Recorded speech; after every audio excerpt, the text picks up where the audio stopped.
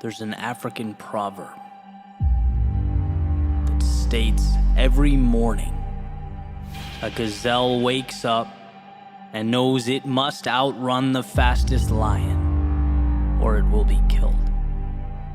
And every morning in Africa, a lion wakes up and knows it must run faster than the slowest gazelle or it will starve. It doesn't matter whether you're a lion or a gazelle. When the sun comes up, you'd better be running. Because stagnation is losing. Because wishing is a sealed fate. Because immobility is regret. As David Goggins says, you are either getting better or you are getting worse. And in a world comprised of no finish lines, that really simplifies the picture, doesn't it? Because this has nothing to do with yesterday, or the self-defeating stories you used to tell yourself. It's about what reality can become. And the best news you'll ever hear is that the steps that brought you to right now, they are not the same steps that will carry you forward. Every single sunrise is a chance to chase down that which sets your soul on fire. Lion or gazelle, day or night, it is never too late to become what you have never been, to rewrite your story. Not for the doubters or the naysayers, but for you. See, they'll never get it. They'll never understand that your progress is your happiness, why you'd endure the depths of hell twice to be 5 seconds faster, a little better, to build a little higher. It's not nuance. It is survival, woven into your DNA, and just as much a part of you as the heart in your chest. See, today is a currency, the most valuable entity you possess. Clay where dreams are molded, light that turns unknowns into outcomes, impossibles into stepping stones. It's why each step is so precious, because each one is a bridge to a part of you yet to be explored. See, Nietzsche said it best: one must still have chaos in oneself to give birth to a dancing star. It is why we build these metaphorical arenas, because without them, there are no dragons to slay, there are no mountains to climb or armies to conquer.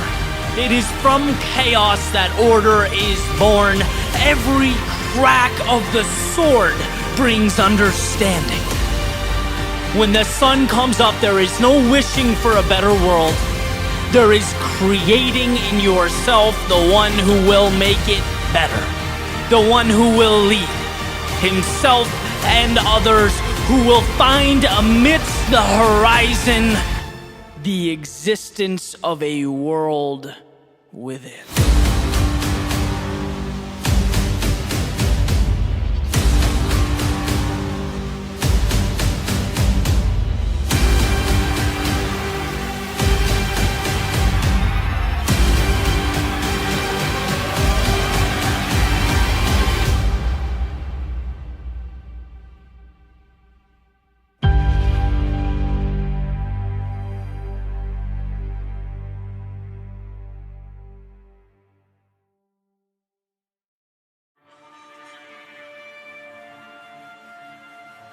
I can't pinpoint what's uncomfortable.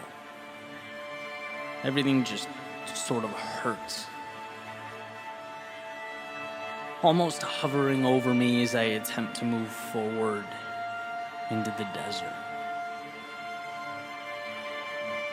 The problem seems to be some combination of the present and the future. Because sure, each step, it tests my core, my knees, my ankles, my back, but worse than that, Worse than the physical pain is the fear of what this discomfort will become. Because if I'm suffering now, imagine 5, 10, or 20 miles from now. I can go 15 seconds. Anyone can go 15 seconds. But what if it becomes more than I can bear? See, nothing's scarier than the road ahead. It may just be what does me in. Tolerable now, but will it always be? Okay. Right foot, bruised, or maybe worse. I don't know, but lean left, adjust. Yeah, just like this, that alleviates the problem. At least for now, it alleviates the problem. I can move forward. I think it's the downhill. The downhill puts pressure on the knee, shoots pain towards the shin, so we'll slow down. Slow here. We'll catch him on the uphill. That's where we'll make our move. Slow down, fast up equals less pain equals manageable. That's progression. This is 100% doable. Not rocket science, rearranging of pieces. Right? Pain in the stomach. Has anyone ever died from an upset stomach? Probably. Well, you probably not. You're not stuck, you're just scared. See, running while feeling nauseous never puts someone on the front page of the New York Times. What types of stories are you writing for yourself? No victim. Stop casting yourself as a victim. This is small. This is nothing. This is trivial. Peace. Find a rhythm. You're overthinking again. This is not complex. There's nothing to be discovered here. This is the easiest thing in the world. One foot in front of the other again and again. Guess how much thought that requires? You guessed it, bud. 0. Your foot matters not. Your knees are of no relevance. Why are you creating monsters? Oh, the sun. It's the sun. You're hot. Well, you can cry or get to the destination with a tan. Stop rationalizing. Go. Mile marker. Mile marker. Breathe. When I don't create reasons to stop, it's like they don't exist. Most accomplishments, most pursuits require a positive narrative, an uplifting storyline. This seems different. This requires nothing, not a thing I have right now. And, well, it looks like we can always handle right now, can't we? The wind isn't resistance, it's cooling me off, and the sun is not a barrier, it's lighting a path. The discomfort is not an enemy, it's a passenger, and we're all going one way forward. Do not think about the road ahead. Count seconds, count steps, count breaths, preoccupy the mind, because the reality is at some point I will get where I'm going. That is fact. And the only way to lose is to manufacture future monsters and bow down to them before I arrive. I can always defeat the now. My feet write the story, they hold the pen, and once I arrive, only then will I enjoy the ending. See, that wasn't so bad, was it?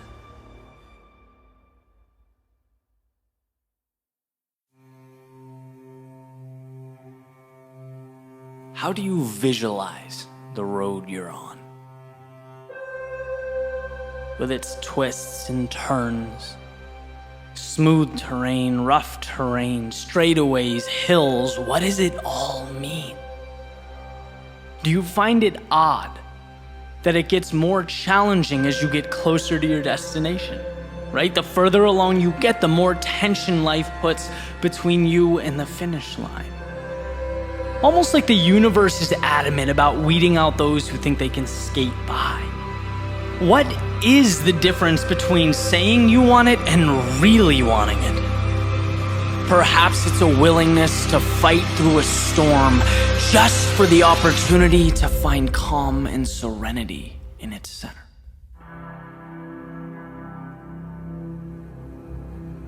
This morning, as the sun was coming up, I went for a run. A nice 5-mile run down the coast, and the way I planned it out was simple, right? 2.5 or halfway up in soft sand, and then I'd stop and I'd turn around and I'd run 2.5 back, but on the harder surface, right? Easier to handle, almost like a reward for pushing myself on the way up, right? And things were going perfectly. I made the 2.5 mile run up, and when it came to stop and turn around, I realized what should have been obvious from the beginning was high tide, which means I didn't get that hard surface to run back on. Instead, not only was it softer than the way up, but I was running on a slope.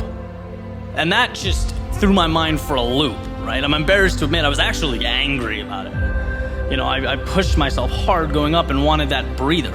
Almost felt like life pushed the finish line back 2.5 miles. And trust me, as I'm writing this, it seems ridiculous to talk about, but in the moment, just irrationally annoyed. That was the carrot that had been chasing the whole time. So I begrudgingly, moved forward, kind of trying to figure out what to do, and ultimately just continued forward. And the emotion subsided, and as usually happens, you pull yourself out of the weeds a little bit. The big picture tells a different story. Different story means different perspective. And that's what I came across, right? This idea or this question, well, why do we expect life to be flat ground? Why was that my assumption to begin with? The easy to navigate path. Why is that the standard? And the more I thought about it, right, the more I wondered if that's the very reason why we underperform. It's the little spark that ultimately lights this wildfire of regret. Because when convenience is the standard, everything else becomes unfair. Everything else is a burden. When the road should be flat, what are we to make of the hills in our path? Thinking life should be easy, it provides oxygen to a victim mentality. And sometimes it takes these little experiences for me to refocus on these subtle realities. The flat ground is not the standard, it is earned. It's a gift. It should be cherished and appreciated because guess what? Life wasn't easy, it isn't easy, and it never will be. But I believe the differentiator is knowing that, right? So I kept running on the slope, feet sinking into the sand. I got my teeth kicked in just a little bit longer and life didn't end. In fact, I think the mental aspect was tougher than the physical. We're only talking 5 miles here, but when the standard changes, so does the performance. It's about just moving forward. And like poetry, with about 3/4 of a mile left, right, the beach widened. It leveled out, the ground became harder, each step became easier, and yeah, I was running. But in my head, it felt like I was lying on a bed of feathers. Because when you prepare to face life's demons, when you're ready for battle, when you anticipate you'll have to give everything, any adversary that falls short of that feels like wind behind your back. We can endure anything. The question is whether or not we put ourselves in position to. Mistakes, they don't define us. Heartbreak, it doesn't kill us. And criticism, it doesn't shape us. But I'll tell you what, the fear that they do stops a lot of people from becoming who they're capable of becoming. Panicking at the slightest sign of discomfort, moving away from anything but the convenient, when in reality, inconveniences are the path.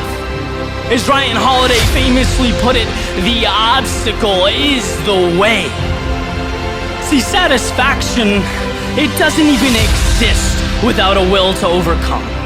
What meaning does a finish line have without miles of self-doubt and questions and fear and dragons being slayed while you prove to yourself over and over again that you know what? I am more. And I can be more. And the crazy thing is that there's not even a stopping point here. This rocket will propel as high into the ether as you choose to take it. And look, it's not about running on slight inclines or sinking a few inches into the sand. It's not about being rejected, losing, or castigated by 7 billion self-interested souls. No. It's about not being scared to take the bridge that connects current to future. Complacency to recreation, the known to the seemingly impossible. You're made of so much more than you give yourself credit for. You are so much stronger than you think you are. So for yourself and for the world, capture that. Own it. And redefine what it means not to simply exist, but to your core, with every ounce of your being, your soul, every fiber in your body, to truly live.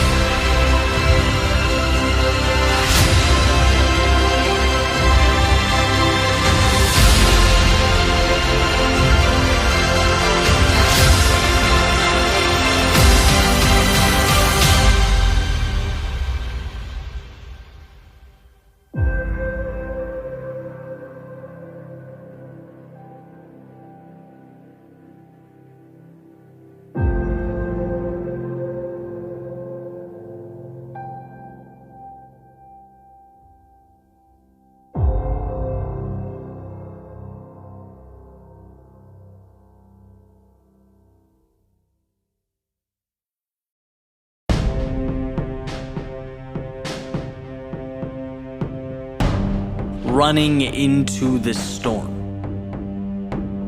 When the skies are black, the wind pushing me backwards, everyone and everything around me running away in the opposite direction. Yet I continue on, step by step to the heart of the dark, looming, ominous unknown. Is there doubt in some capacity? Yeah, of course there is. When everyone around you is acting in unison, doing the same thing, any rational mind's going to stop and ask why. Do they know something I don't know? Perhaps. Yet, I continue on. Initially, the struggle isn't even physical. Raindrops fall, the temperature cools, the wind intensifies. I have to put a little more emphasis into every step, but there's no pain. At the beginning, the struggle is mental. It's a war of ideas, that unsettling feeling in your stomach. And whatever this is, this darkness overhead, it's certainly out of their comfort zone. Should it be out of mine? Am I brave or crazy, wise or naive, living on the edge or just being stupid? How fine is that line? Why expose yourself when the world takes shelter? What should I be afraid of? The water, the sound of thunder, the 1 in 280 million odds of a lightning strike? Why can't I completely separate my endeavors from theirs? Am I just wired to care this much? Man, just run. Turn up the music, add the miles, count the steps. Remember, I will understand why I'm doing this. This seemingly trivial pursuit. I know the pieces will add up. They always add up. Eddie, just trust yourself. Push through the heaviness in your legs. Isolate the fear, the anxiety, the emotion that causes humans to act on impulse, to act irrationally. Your job isn't to follow precedent here. It's not to conform to normal or do what anyone else does. It's to continue into the storm. And I do. And then, like all things, it ends. I arrive. I hit my turning point, my destination, still alive, predictably unharmed, but uneasy. Like I missed the memo. Like I'm disrespecting this norm at the expense of an unwritten social contract. However, I am in too deep now. I'm obviously not calling a cab. I'm halfway there, so I am running back. And the second I make that 180-degree transition to part 2 of my journey, I get it. I mean, you really can't help but get it. The light bulb has to illuminate. The wind is now at my back. Not only is it pushing me along, it's pushing me along after having to trudge through it for miles. The tables have turned. Now it's this buy one, get one kind of deal, and I don't think I could slow down if I wanted. The previous stress and resistance had me work overtime simply so I could acquire and appreciate this feeling of bliss. It reminded me of the old days. Sitting down on the floor after a 2K test on the erg, dead, winded, exhausted, finding peak happiness in just being removed from the hell that had just transpired. In that window, you see life differently. I could walk up to that same spot and sit down any day of the week and it would mean nothing. But after that 2,000 meters, it was heaven. And here I am recapturing a small piece of that on this very sidewalk. The sidewalk that I walk down all the time, unaware, unmoved, but now I am light. I am flying, suddenly becoming less and less aware of my surroundings. The streets are empty, but they might as well be Times Square in December. I'm in a world of my own. And look, I understand why most people would skip this little excursion altogether. The first 50%, it is sheer intimidation. The castle walls threaten. But don't people wonder what's inside? Don't they know that you can't learn to fight back at life if you don't allow yourself to get hit or take a jab once in a while? Look, the point is not the run or the storm or the street. The point is that you don't know what you don't know. And a life of continuously seeking shelter ensures that ignorance lives on. If you continuously follow the crowd, you don't get to carve out a space for yourself. You don't taste excellence, that moment of temporary euphoria.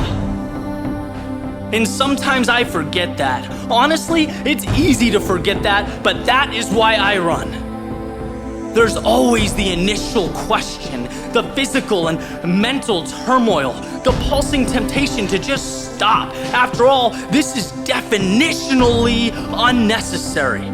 I could go away, I could live, wake up every day and exist without this. It's not needed, it's not required, but at some point, whether it's the middle, the end, or after I've crossed the finish line, I remember. At some point, it always hits me. I'm awarded that feeling of completion, a high that can't be found unless you've paid for it. See, people run towards security. People run towards safety because it's instinct, because they don't know. These trivial runs, they teach me over and over again that you literally do not know what you're missing until you grab fear by the hand and take it along for the ride. And yes, I feel doubt. Yes, I feel the anxiety of the unknown, but they don't stop me. They don't dictate my result. They are nothing more than those dark skies overhead and the rain in my face. They are along for the ride. I run through them while they watch, silently observing as I transform into something extraordinary. That discomfort, it did not deter me, it made me, and that's why I run.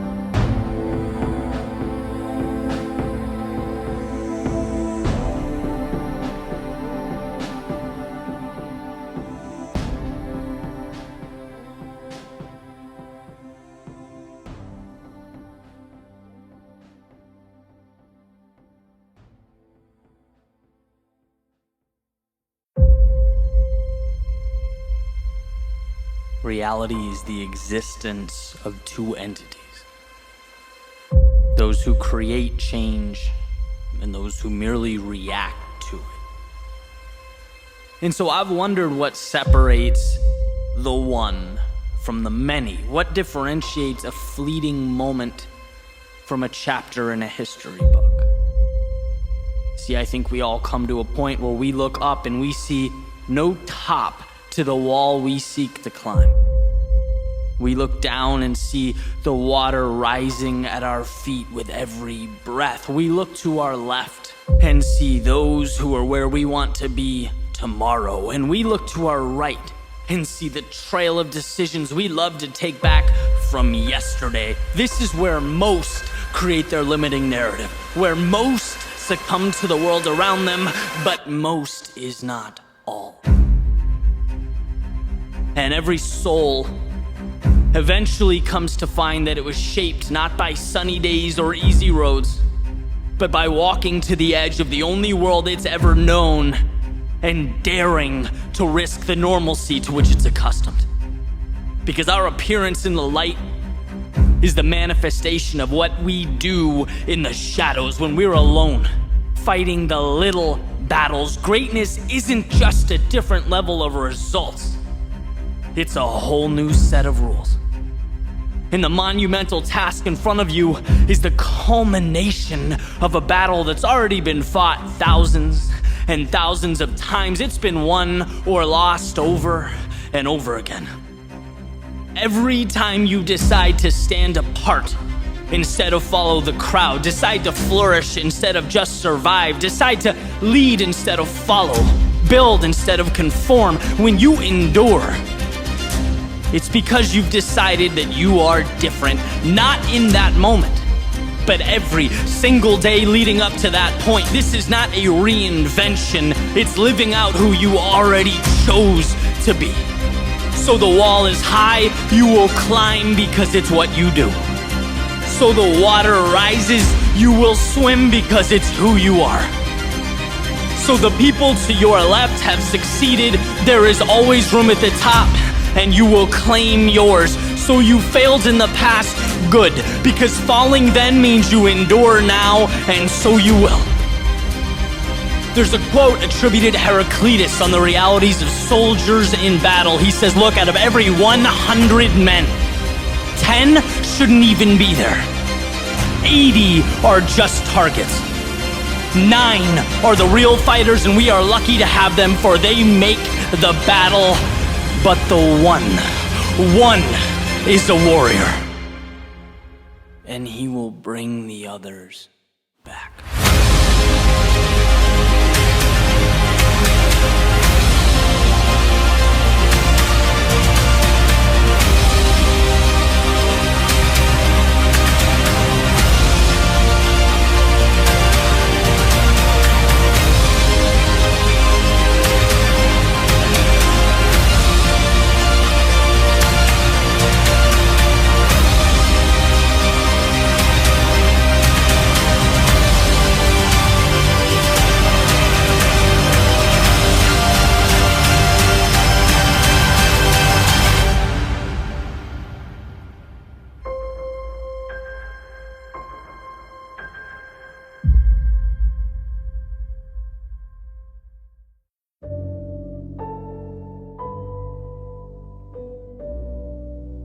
Somewhere along the way, we all come face to face with the Gatekeeper. Watcher of the road ahead, protector of the path before us, he is your defining moment. The reason you either go home or push forward. He's where your story ends or begins. And see, I've met him before many times, this Gatekeeper, guardian of all that's worth possessing, acquiring, and conquering. I've witnessed the pain he inflicts, the doubt he manufactures, the obstacles he creates. And what's interesting about the things in life worth having is that they're never easy to obtain. The universe has this way of making sure you really want those things you say you want. Because a lot of people talk, and they wish, and they project. But what they fail to see is that it's not until the wheels hit the road that the truth materializes. There is a cost for everything. You don't get day without night, or courage without fear, or bliss without pain. The road to every kingdom travels through hostile territory, and the harder you pull that arrow back, the more power it contains as it leaps forward. Resistance in life, it's not a detriment, it is a simple triage process in which only those willing to endure the cost of excellence are able to access its bounties. You can have all the world if you give all of yourself. The question is, when the gatekeeper approaches in its decision time, what's your move? We are a product of the pain we endure, the sacrifices we make, the struggles we overcome. Let's not complicate that which is simple. It's not the universe, but your mind that needs convincing. Because once that floodgate opens, water is walkable, walls are climbable. Once you empower yourself, the status quo is left powerless, with no option but to watch you bend life to your will. It's not during the easy times, but the midst of your journey, the heart of your race, when you most want to pack your bags and call it a day, that gatekeeper stands before you, hand extended, whispering that you want it, but maybe not that bad. And it's in that exact moment that you dig deep, look him in the eyes, and show that there was never a doubt, only belief. And no matter what awaits, you'll endure, you'll break through. Because gatekeeper or not, that's who you are.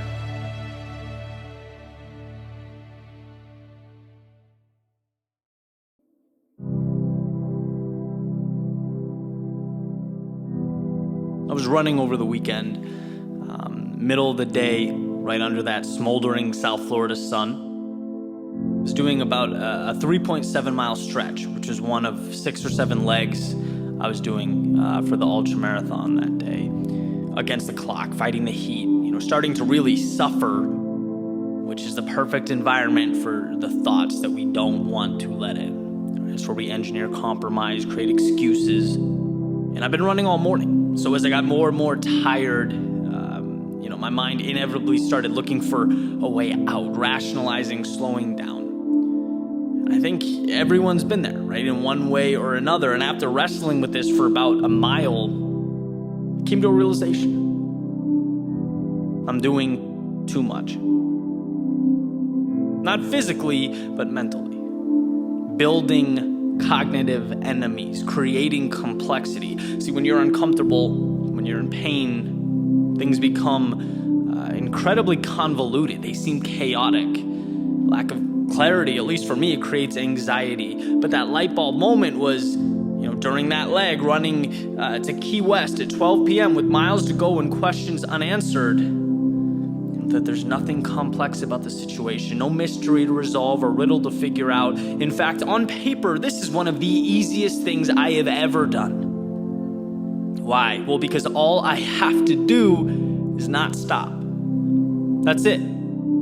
Do nothing. Keep this pace, one foot in front of the other. That's my only task. No rabbits out of hats. I don't need to create the unthinkable. No, there in that moment, all I had to do was not stop. And that meant really that the heat didn't matter, that the distance didn't matter, that the world didn't matter. Those are details far too complex for me right now. In that moment, they're way above my pay grade. I'd boiled the objective down into the simplest of tasks, embarking upon the easiest thing I'd ever done, simply moving forward. And I started thinking about the things I'd accomplished in my life that I'm proud of, being knocked down, getting back up, fighting for what I believed in, creating, searching for answers. And now, here, I'm really gonna entertain the thought that I can't simply move forward? I'm gonna be upset that this pace doesn't feel like lying in a bed of feathers? No, I like simple. I love simple. Simple equals clarity, equals progress, equals happiness. Who cares what's around the corner? Because knowing that won't mitigate the next 10 steps I have to take. And eventually that's exactly what I did. I started counting my steps in groups of 10 because that was really all that mattered. And like all things, before you know it, you look up and the storm is past. And I got to the end where my teammates waited with water and cold towels, and I got there without abandoning my one mission. Not by an act of heroism, but by thousands of little acts that will remain unseen forever, that will disappear into the universe. I simply carried on a mission that I hold dear. My favorite quote, an old coach of mine used to always remind us, sometimes success is simply hanging on when others are letting go. That's it. That's all. That's everything. Because we're so inclined to overlook that simple truth because we think big results require monumental action. And when you're exhausted, when the miles ahead feel like a huge task, we dig deep for huge solutions. But the answers are not huge, they're minuscule. They're little things that make big things. And when I think back to my youth, my childhood, the times I'd given up or been discouraged, it was always because I didn't immediately cross the finish line or hit the home run right away. I didn't get the immediate answer. But I can look back now and just think, if I realized that a walk or a single every day takes you to the moon, that it's not about the miraculous, it's about simply carrying on, which becomes the miraculous. See, we can't let ourselves be lured in by the guise of immediate triumph or false expectations. No, let's remember that anyone can simply move forward. Anyone can take one more step, and that's all that's required of you. That's all you can do. Breathe, compose yourself, take that very next step, because if you can do that, the big picture things, they materialize. You start crossing finish lines. Balls start leaving the park. Little victories accumulate and evolve. Life changes. Do not miss what matters. Don't overlook the simplest of things, because that's what ultimately carries us home.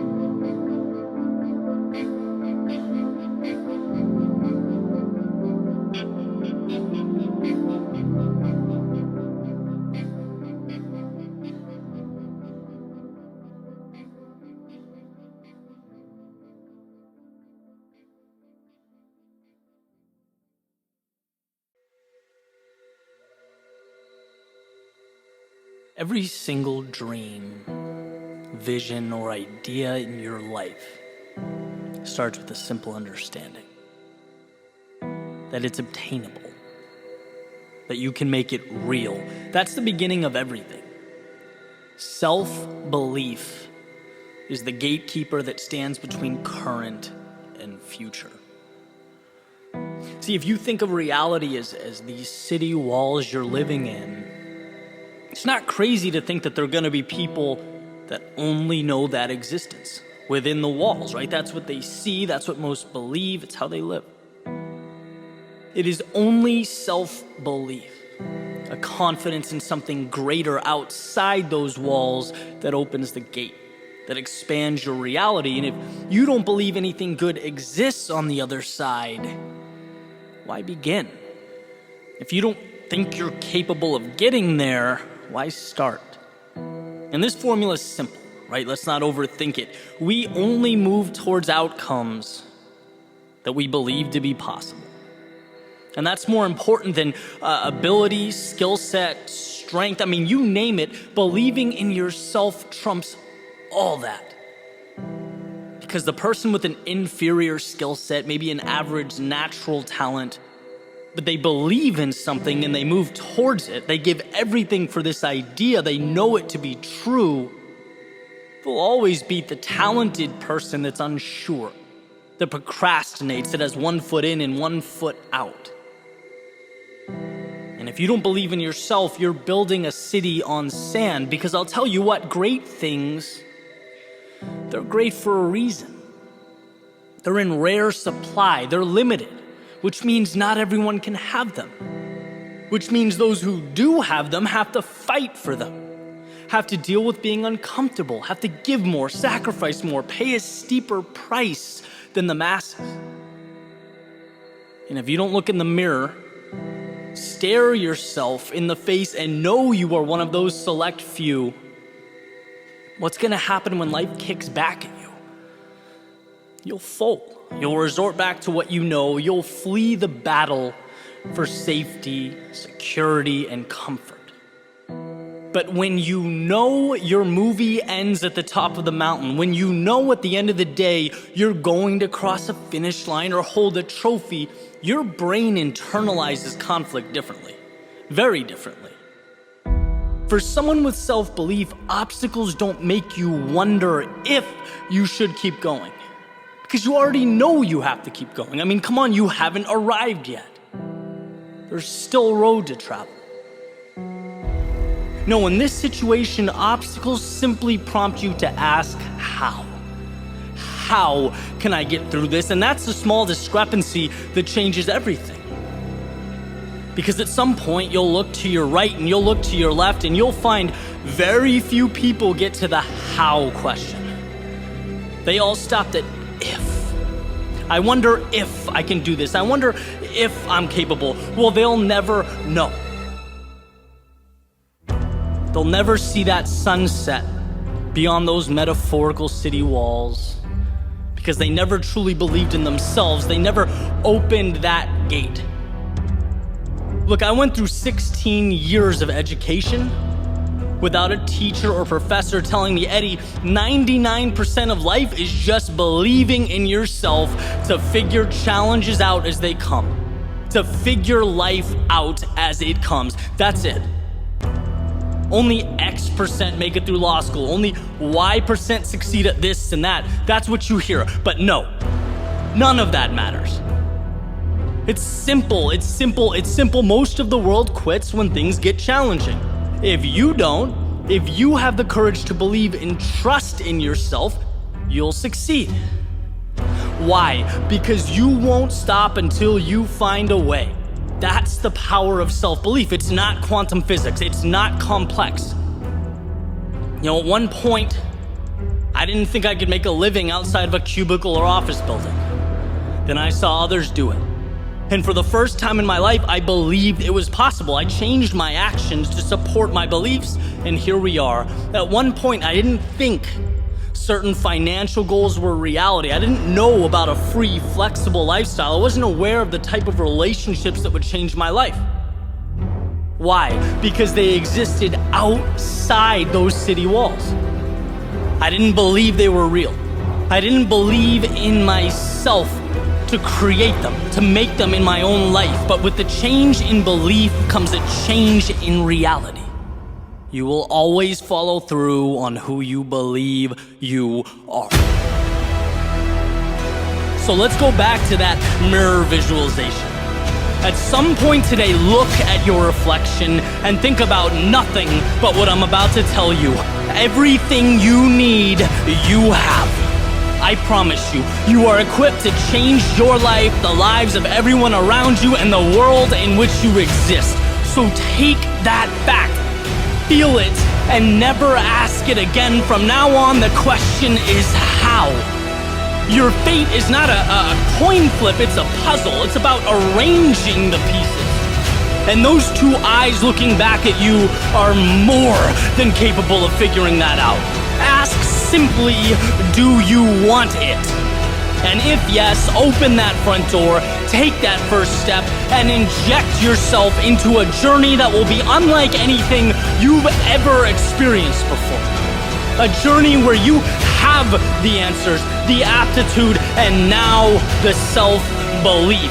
And when you find yourself in the lowest of lows or the darkest of nights, find solace in that fact that will be more than enough to get you to dawn.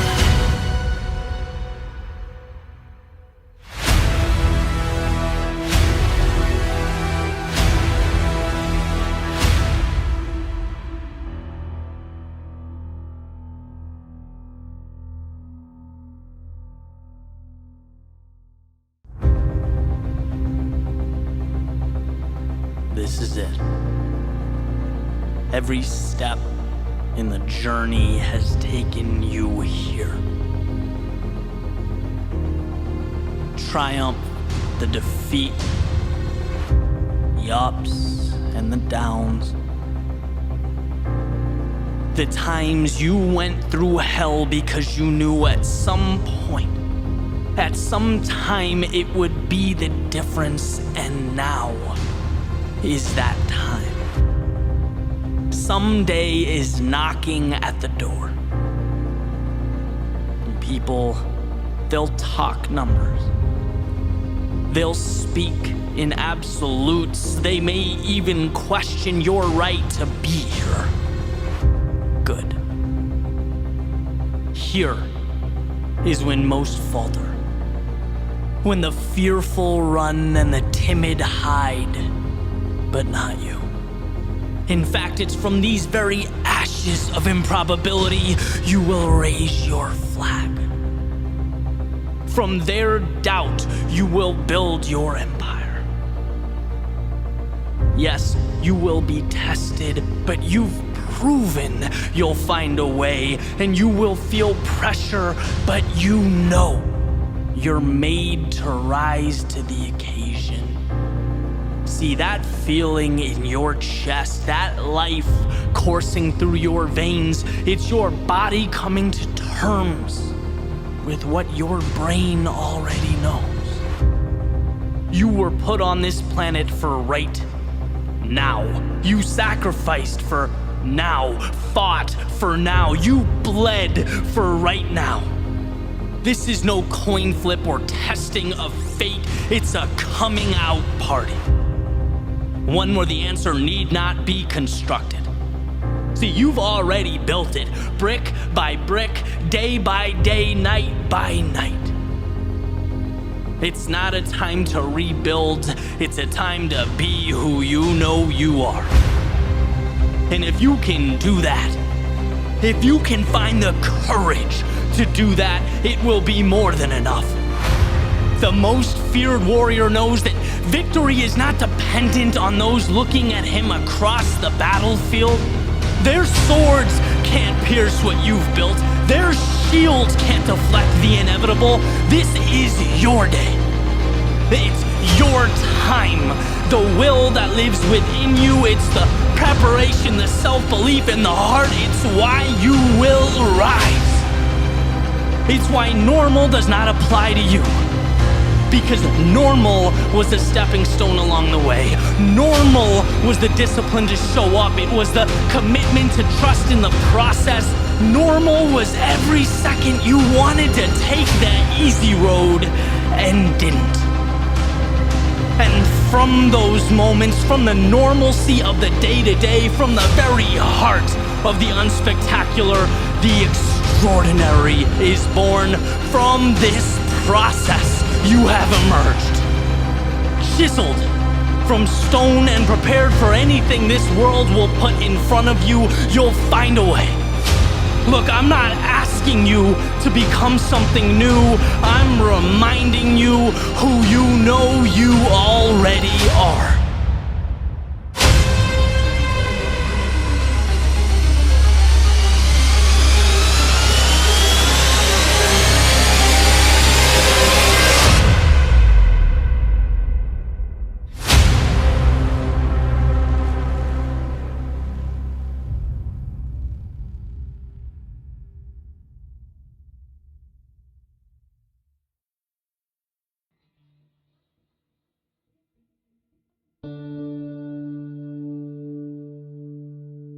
We all enjoy the prospect of perfection.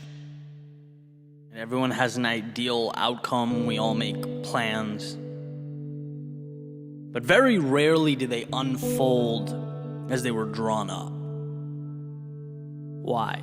Well, because life is predictably unpredictable. It's mysterious. Yet for some reason, we march on toward the acquisition of a flawless existence. Scared of anything but an undamaged, untarnished, immaculate reflection staring back at us in the mirror. But in the real world, our happiness, contentment, growth, progress, they're not a product of perfection. They're built from the imperfections that we collect along the way. The trials, the tribulations. When you piece all that together like little puzzle pieces, they depict the beauty. They show the image that's always been so highly coveted. In other words, the process of rebuilding creates something more valuable than the same pieces before they were broken down, when they were untouched. In Japanese philosophy, there's a concept known as kintsugi, which is the art of repairing broken pottery with a golden lacquer. It's the idea that we don't want to hide the damage, but we want to rebuild it into something more meaningful, more valuable. Embrace the imperfect, own and cherish it. There's an old story about a tea master known as Rikyu. And he was attending a Japanese tea ceremony with one of his followers, and the follower tries to impress Rikyu by buying this fancy clay jar and making it visible during the meeting. But Rikyu never, once acknowledges it. The praise never comes. So the student, obviously upset by the lack of recognition, he pushes the jar off the counter. It falls to the floor. It breaks into a bunch of pieces. And another student ultimately repairs it using kintsugi. Right? Puts the pieces back together with a gold lacquer. And next time Rikyu attends the tea ceremony as a guest of honor, he sees the jar rebuilt and says, now it's beautiful. Now it has character. He acknowledges its value. And this story reminds us about the myth of perfection. Right? Life's not about dodging and avoiding the difficulty. It's about facing it head on. Because when we come out on the other side, we transform into something that was previously unobtainable and rise to a world beyond imagination. See, we change not by running around life's obstacles, but by running directly through them. Like a muscle being repeatedly broken down and built back up, the pain, the exhausted energy is the vehicle. The micro creates the macro. The difficult becomes the exceptional. We need the very things we're inclined to avoid. Our shortcomings, they not only precede and establish our greatness, they are our greatness. Being broken is not a tragedy, it is a step along the way. It's the beginning of something new, a launching pad, a chance to be better than you have ever been. Because look, here's the reality. If your status quo has never been shaken at its foundation, if you've never stopped and questioned the way things are, reality as it is, if you don't take risks, there will be no fragments to take and rebuild. You won't have the tools or capacity to change the world around you. And that is the thing of note. Beauty is not fearing the rebuild, it is the rebuild. It's not feeling sorry or hopeless, but hopeful. Seeing your situation for what it is, an opportunity. It is what you need, a blank canvas, your chance to make art while redrawing creative boundaries. If perfect is the goal, why take the step? Why take the chance? Why risk messing things up? It's never been about perfect. It's about picking up the pieces and rising again.